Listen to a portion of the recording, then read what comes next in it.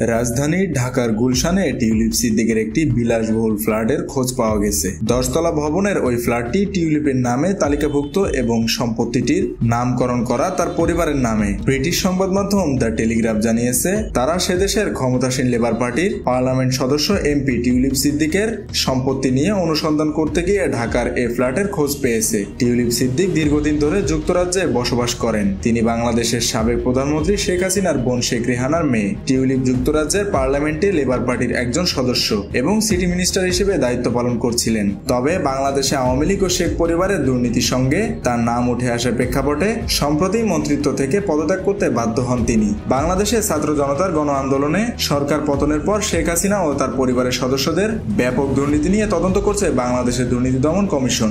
অন্যদিকে যুক্তরাজ্যের সাবেক সিটি মিনিস্টার টিউলিপ সিদ্দিকের বিরুদ্ধে দুর্নীতি তদন্ত করছে দেশটির ন্যাশনাল ক্রাইম এজেন্সির গোয়েন্দা কর্মকর্তারা। টিউলিপের নামে এর আগেও ঢাকার অদূরে গাজীপুরে বাগানবাড়ি সহ অন্যান্য জায়গায় আরো কয়েকটি সম্পত্তির খোঁজ পেয়েছে দুর্নীতি দমন কর্মকর্তারা। এবার ঢাকার অভিজাত এলাকা গুলশানে আরো একটি সম্পত্তির খোঁজ পাওয়া গেল। ঢাকার কর্মকর্তাদের ধারণা, সিদ্দিকস নামে ঢাকার এই অ্যাপার্টমেন্ট কমপ্লেক্স 2014 সালে টিউলিপের স্থায়ী ঠিকানা ছিল। তখন তিনি যুক্তরাজ্যের উত্তর লন্ডনের ক্যামডেনের কাউন্সিলর ছিলেন।